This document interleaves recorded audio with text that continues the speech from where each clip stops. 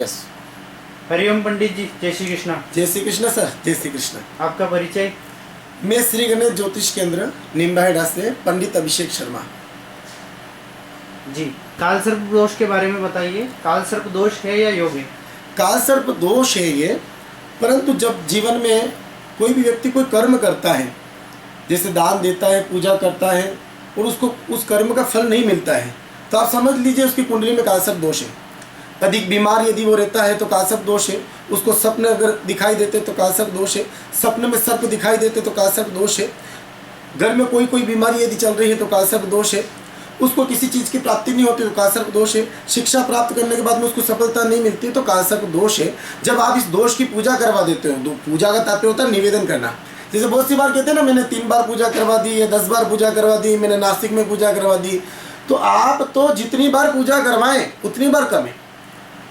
आप पूजा का तात्पर्य होता है निवेदन। जैसे आप नित्य पूजा करते हो घर पे, हे ईश्वर हमें सद्बुद्धि दे, हे ईश्वर मेरा ये काम करे, वही है, आप निवेदन कर रहे हो भगवान से। तो आप 10 बार निवेदन करो तो भी कम है। तो ये दोष है। लेकिन आप जब इसकी पूजा कर देते हो तो ये योग में परिवर्तन होकर आप उस कार्य, जिस कार्य के लिए आप ये पूजा करते हो, कार्य आपका परिपूर्ण होता है।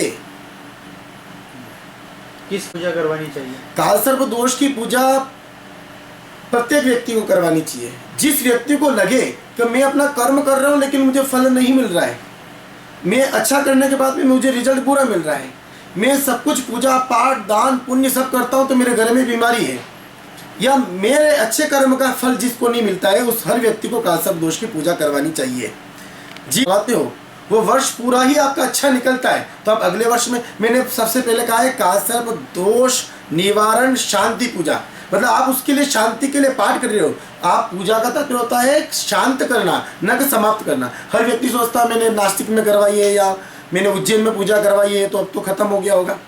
आपने शांति करवाई है, न कि समाप्ति। जैसे कुंडली में योग होते हैं, योग कभी समाप्त नहीं होंगे, उसी प्रकार से दोष कभी समाप्त नहीं होते हैं। दोष को शांत किया जा सकता है। हर व्यक्ति को हर सावन महीने में या नाग पंचमी के दिन अवश्य करके काल सर्प दोष की पूजा करवानी ही चाहिए। जी।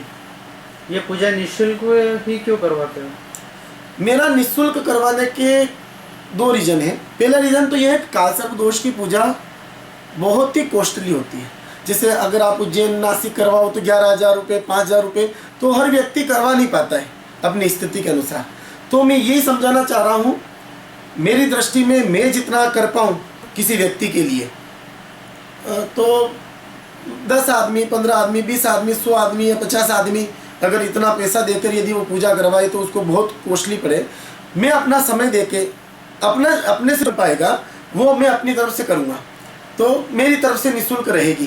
मैं अपने जो आचार्य रहेंगे उनके कोई आचार्यों की दक्षिणा नहीं लगेगी, मेरी अपनी तरफ से निःशुल्क है। हाँ, वो चांदी के सर्प का जोड़ा या तो जजमान खुद लेकर आ जाए या फिर आपको जहाँ पे पूजा होगी वहाँ से मिल जाएंगे, और पूजा की सामग्री की जो दक्षिणा है वो आपकी लगेगी। वरना पूजा की मेरी तरफ से, मेरी जो टीम है आचार्यों की, उनकी तरफ से पूजा की दक्षिणा निःशुल्क रहेगी। भविष्यवाणी पर अभी तक आपने राजनीति की? नहीं, मैंने भविष्यवाणी भी राजनीति नहीं की है, मैं लेकर, परंतु मैंने 2014 में 5 विधानसभा क्षेत्र की भविष्यवाणी की थी, जिसमें से निम्बाहेड़ा, चित्तौड़ है, बड़ी सादड़ी है, कपासन है और बेगू है। इन 5 विधानसभा क्षेत्र की भविष्यवाणी मैंने चुनाव से लगभग 6 महीने पहले की थी। वापिस 2018-19 में उदयलाल जी आंजनेय की थी, और चित्तौड़ से मैंने चंद्रभान की भविष्यवाणी की थी, और अब वापिस पुनः चुनाव है देखिए। और मैं समय से पहले ही भविष्यवाणी करता हूँ, ये निम्बाहेड़ा वासी जानते ही है, और शीघ्र मैं भविष्यवाणी करूँगा और वो 110% सफल रहेगी। जी जी।